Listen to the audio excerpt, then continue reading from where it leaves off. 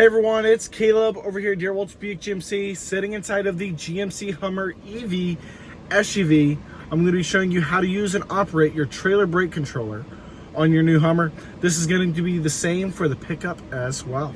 Now that you're inside of your Hummer, you're going to want to locate your trailer brake controller, which is to the left of the steering wheel, right before your infotainment screen. So now as we go into here, very simple.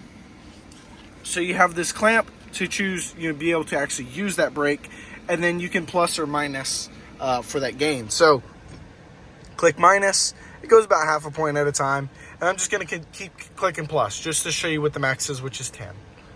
And you have a maximum percentage gain of 10. And then once you squeeze it, now you will have to have a trailer connected, you squeeze it, and that's how much of the brake power you'll be using, which is just about a maximum of 100. Now what the real purpose is when you have a trailer connected with brakes, whether disc brakes, air brakes, they have a braking system, that's where it's usable. Now to show you in the rear, I'm going to come back here and show you where it's at. So you're going to be over here on the other side of your spare tire. Now under here, you'll have to have it plugged in with a 7-pin connector. If your trailer does have a 4-pin, you can get a 7-pin adapter to use with it. Now this, you also have transparent trailering. Let me show you. Transparent trailering here, which can be used great, especially if you have a boxed-in trailer that's up to 30 feet long. I think it's 35, but I'd stick with 30 because that's the wires and making sure it's long enough.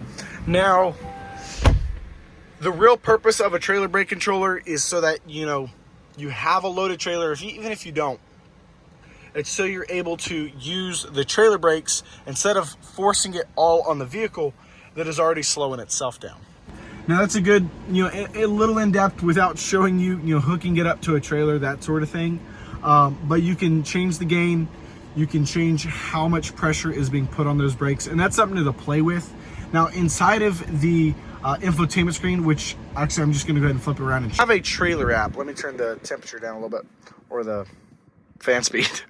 But you have a trailer app, which is good for it as well. You can add new trailer, guest trailer, or use accessory, no trailer, those sorts of things. So if you were to add a new trailer, now you name it, we'll do 1S just because that's what it is. You have different options: boat, cargo, flat, horse, livestock, travel, utility.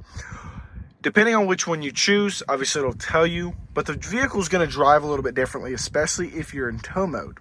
But then you can set up features, and you can see trailer maintenance and then tow haul reminder.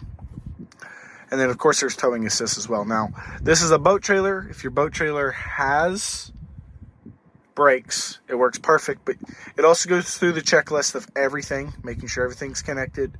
You got a lot of things going on. You want to make sure you don't miss anything. But that's, everything. You can set up cameras, towing assist, all sorts of information. Then you can see how much mileage you've towed it with this vehicle instead of your other vehicles. With this vehicle, with that trailer, you can have everything set up. Now, I will need to, delete this because this is, not a sold vehicle yet. But to change your options, you can go into the whole profile, and then I can delete it. Now, you can also switch profiles as well.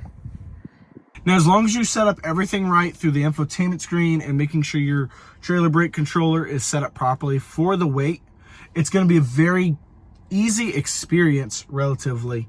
And it's pretty in-depth, and I think it's cool. Now, you also have transparent trailing, which you can use with the blind spot monitoring, that sort of thing. Whole camera system. It's an extra charge from your parts department, that sort of thing. But it's pretty cool once you get it set up, especially on box trailers. To end it up, I want to say thank y'all again for watching. I'll see y'all on the next one.